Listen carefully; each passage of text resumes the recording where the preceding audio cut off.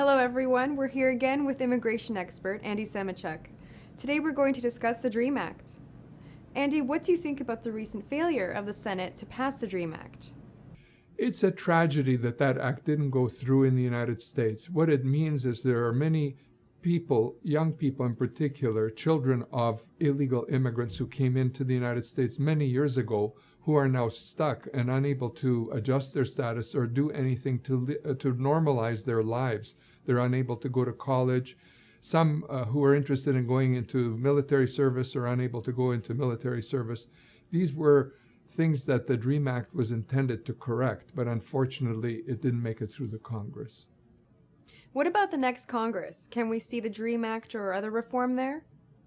Neither the DREAM Act nor basic immigration reform looks likely in the new Congress, given the makeup of the new Congress. Generally speaking, Democrats have been the people most in favor of immigration reform, whereas Republicans have been most in favor of immigration enforcement. And there are more Republicans coming into the Congress than there were before. So the tempo of the new Congress will likely be focused more, or the focus will be more on enforcement than it will be on immigration reform.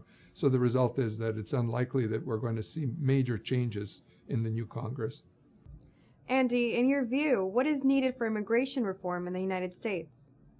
Well, leadership is the first thing. The president has to take this issue in hand and lead the Congress in terms of trying to introduce new legislation and correct the situation which currently penalizes those who are trying to abide by the immigration law, but actually benefits those who are not abiding by the law and sneaking in illegally into the United States. It's got to be reversed. We have to reward those who abide by the law and penalize those who are not abiding by the law.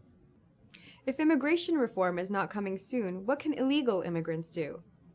Well, we covered this in a previous video. Basically, we talked about partial 245I amnesty, the ability of some immigrants to correct their problem by virtue of an honest and real marriage, and possible alternatives of going to Canada.